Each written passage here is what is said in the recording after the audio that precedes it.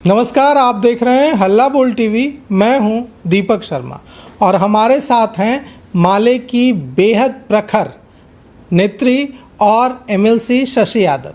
हम इनसे बात करेंगे और जानेंगे कि अब जब बिहार में एक बार फिर आज चुनावी डुगडुगी बज गई है, आज चुनाव आयोग ने ऐलान कर दिया है कि 30 तारीख को बांकीपुर में चुनाव होगा।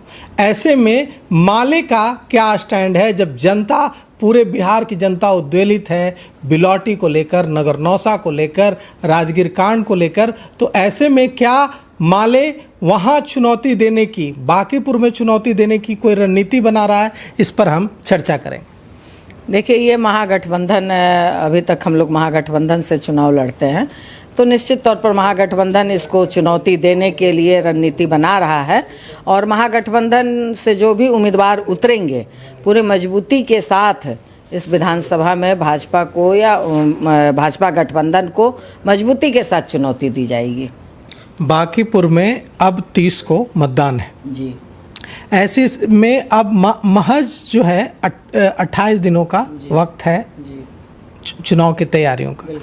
कहा जा रहा है कि ये जो तिथि रखी गई इसी महीने की, जुलाई की, इसके पीछे की वजह यह है कि कहीं ना कहीं यह तरीका इजाद करने की, इस तरीके के जरिए एक दबाव बनाने की कोशिश की गई कि ज़्यादा समय न मिले तैयारी का। क्या आपको भी ऐसा लगता है? ऐसा आरोप लगा रहे हैं विपक्ष के लोग। देखिए, पहली बात तो अगर चुनाव की ही बात करेंगे तो भाजपा का बिल्कुल जो चुनावी रणनीति है वो सिर्फ आईवास है। क्योंकि आप बंगाल में आप देख लीजिए, जिस तरह से वो बंगाल का चुनाव लड़ रही है या जिस तरह से अब कोई भी वो चुनाव लड़ रही है, वो सिर्फ लोगों को धोखा देती है कि लोकतांत्रिक तरीके से, संवैधानिक तरीके से हम चीज़ों को ला रहे हैं। तो इसलिए वो चाहती ही है कि हम कम से कम समय दें, कम से कम मतलब कि कह लीजिए कि प्रचार करने का लोगों के पास टाइम रहे, बातों को ले जाने का समय रहे, और इसके साथ ही कह लीजिए कि पूरा प्रशासन, पूरा तंत्र उसमें झोंक दिया जाता है। इसलिए ये चीज़ें तो जग जाहिर हैं।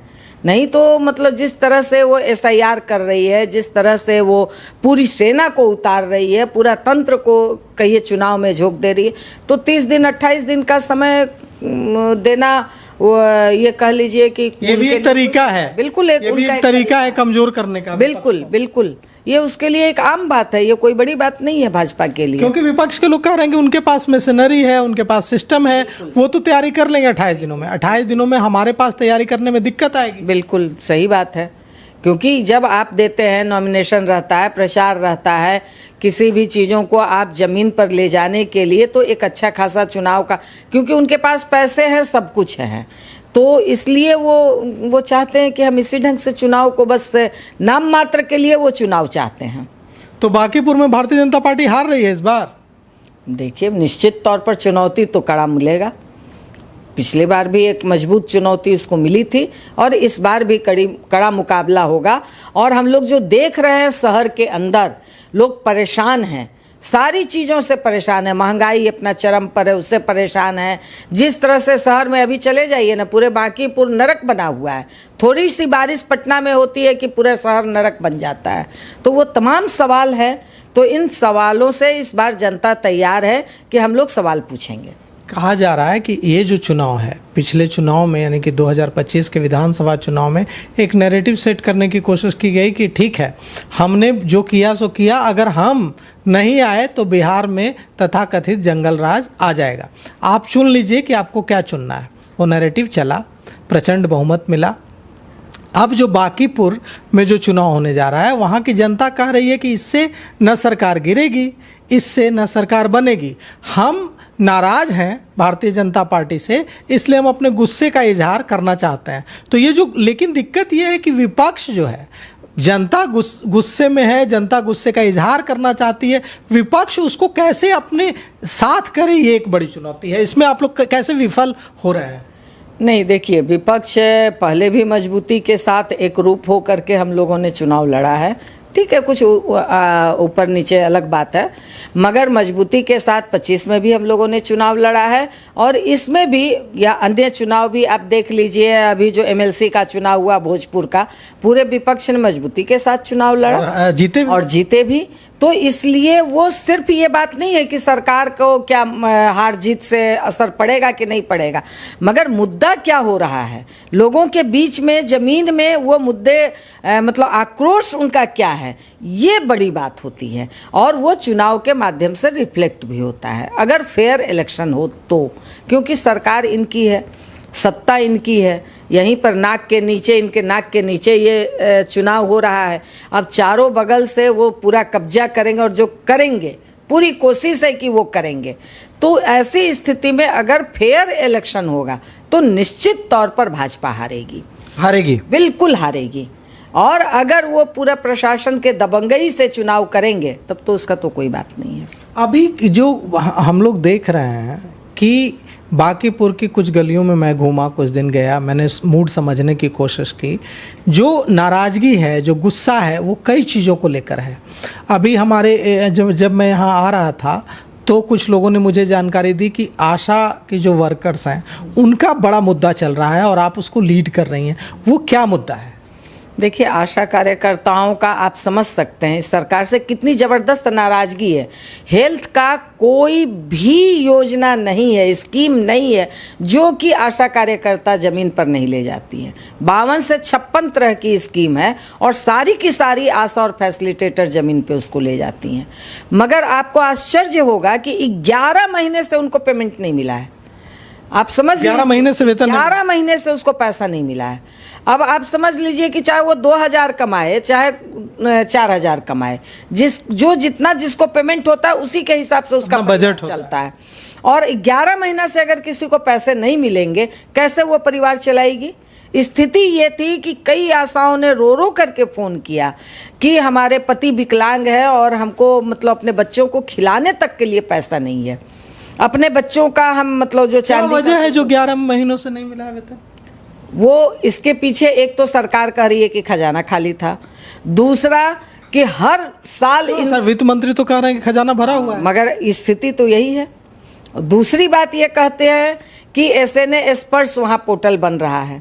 आज के समय में अगर एसएनए मतलब कोई पोर्टल को आप कन्वर्ट कर रहे हैं, आप किसी कंपनी को हायर कर लिए होते, 1 सप्ताह के अंदर पोर्टल कन्वर्ट हो गया होता, मगर उसके बजाय आप 11 महीना का समय ले रहे हैं एक पोर्टल को कन्वर्ट करने में और 11 महीनों तक बिना वेतन के आप, क्योंकि उनका पोर्टल से पैसा जाता है वो आप कर रहे हैं। उसमें कहिए कि पूरा बंदर बाट बना करके रखे हुए हैं। तो ये इससे पूरे मतलब इससे आपको समझ में आ जाएगा कि इनका क्या पूरा गड़बड़ झाड़ा। तो ये जो विरोध स्वरूप क्या ये जो आशा कार्यकर्ता हैं, जो जितने आशा वर्कर हैं, ये बांकीपुर चुनाव में ये कहेंगे कि अगर हम लोगों को के साथ यही अत्याचार हुआ, यही इसी तरह से वेतन न मिला तो हम बांकीपुर चुनाव में प्रोटेस्ट करेंगे?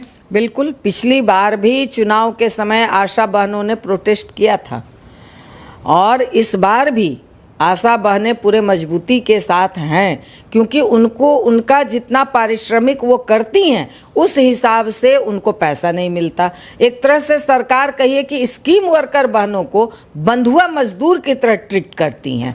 उनको समझती हैं कि हमारे घर की जिस तरह से महिलाएं घर में सेवा देती हैं उसी तरीके से वो हमारे सरकार के भी काम करें, वो चाहे आंगनबाड़ी हो, चाहे मिड डे मील वर्कर हो, चाहे हमारी आशा कार्यकर्ता। वोट की राजनीति करने वालों को सिर्फ वोट की चोट समझ आती है क्या? ये जो चुनाव है, इस चुनाव में वोट की चोट इस आशा वर्कर्स को वेतन ना मिलने की वजह से पड़ सकती है? बिल्कुल पड़ेगी। आशा बहनें बिल्कुल इस मजबूती के साथ खड़ी हैं। एक ही विधानसभा है और उसमें भी ये शहरी विधानसभा है, तो शहर में आशा कार्यकर्ताओं की संख्या बहुत लिमिट होती है। बावजूद आशा कार्यकर्ता तैयार हैं कि मैं इन प्रश्नों को लेकर के संजीदा हूँ। तो ये एक मुद्दा रहेगा, बिल्कुल मुद्दा रहेगा, बिल्कुल मुद्दा रहेगा।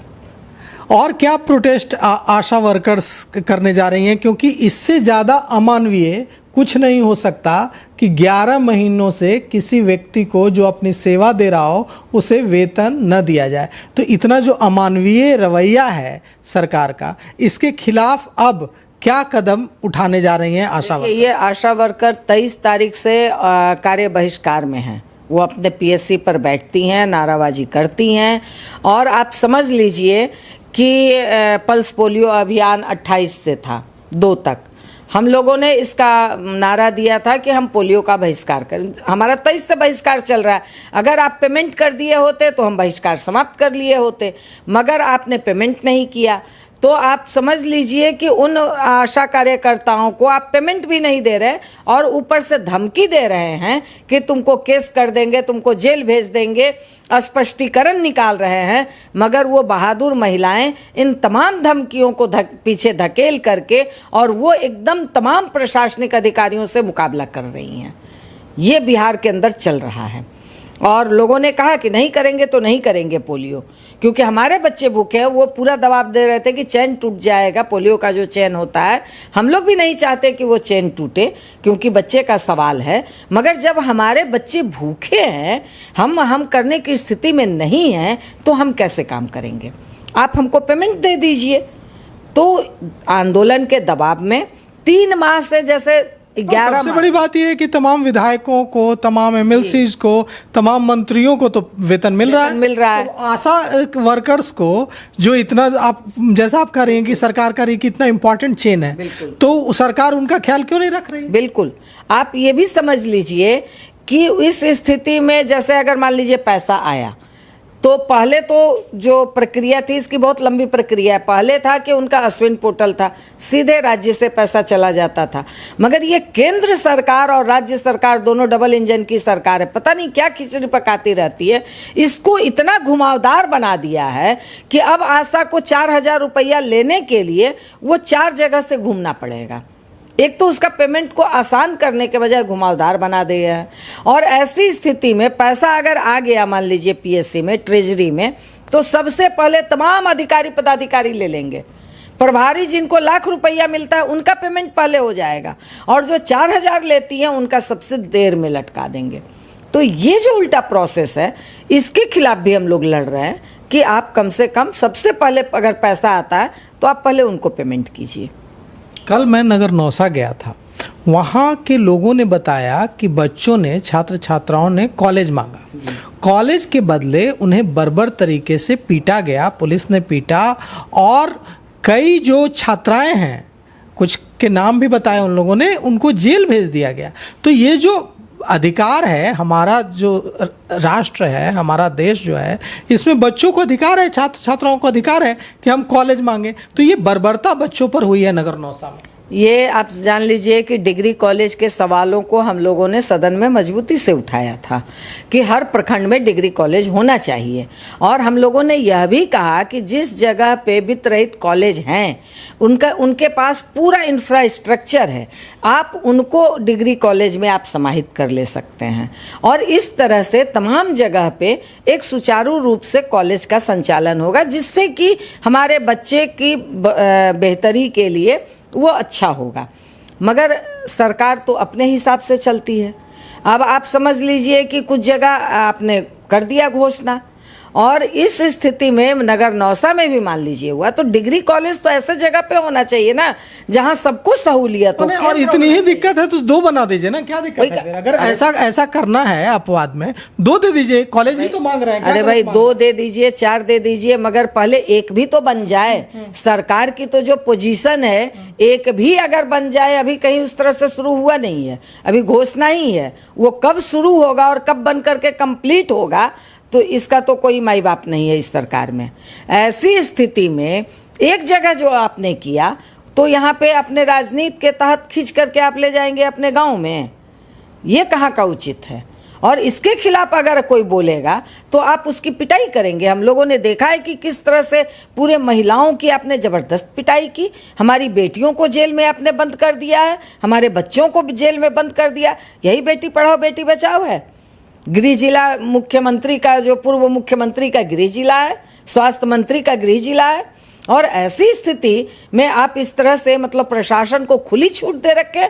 किसने ये प्रशासन को इतना खुली छूट दे रखा है कि इस तरह की मनमानी, इतनी हिम्मत आई कहाँ से प्रशासन में?